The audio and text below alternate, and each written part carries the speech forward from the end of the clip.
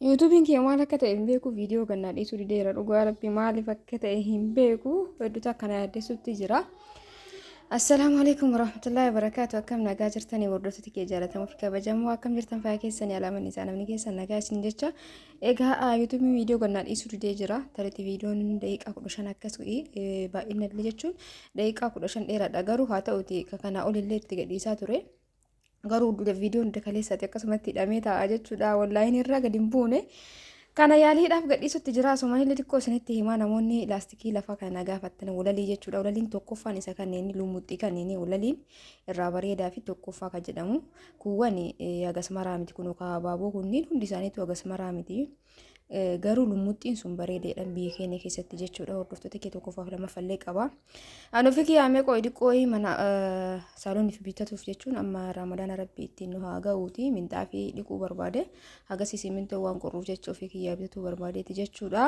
Asumaan isinitti agarsiisaa walalii kanneen namoonni barbaadan lumuuxxii kanneen bitadhaa isiniin jedha mana keessaniif baay'ee jajjabina kan qabu. Inni tokkoffaaf lammaffaa qaba lallaafaa fi kan jajjabaatu kan qurxamu tokkiintu jira.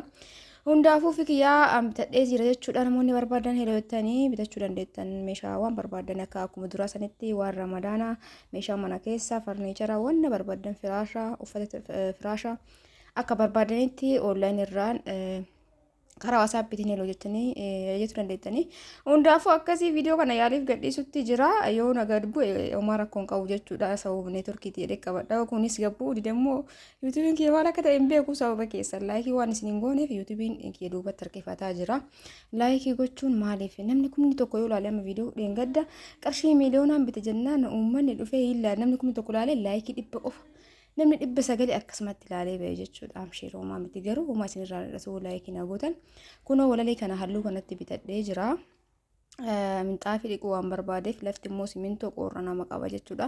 Haa ta'u kunis ni qorra haa ta'u immoo simintoo irra jira jechuudha. Minxaafii dhiquu gubbaan hafee hanga sittuu haga minxaafiin sun dhiqamee taa'ee bakka inshallah ramadaana booda kan inni itti deebisu hagasumaaf kana bite jechuudha. Hordoftoota eega bittan booda cinaa tokko na jalaa qaraffade jechuudha naayyuu manatti. Yoo bittanii amma gize muranillee akkanatti alaafanii aduurratti yoo baqee muranii yoo mana galtanii aftanillee mana keessa walwaltanii guggustanii qopheessitanii minxaaficha kana ala abaastanii eeginni baqeen booda daftanii yoo manarra gadi nafin osoo mana afaa jalaan kakkaasiin akkana bassitaniitu yoo ol seensistan haguutni addaan bal'isitaniitti deebi'ee hin guggugaa saniin booda hin diriiru jechuudha. Nama cinaa tokkoon akkasana jala ta'e biffeen kiyyammoo guddaa waan ta'eef irra kaa'ee ture walitti sun ture jechuudha minxaafiin kanaaf gize minxaafii afattan walalii kanneen eega mana qulqulleessanii waa hunda qopheessitan booda isa akkanatti adubbastanii irra keettan jechuudha. Hundaafuu ani viidiyoo ofillee miti.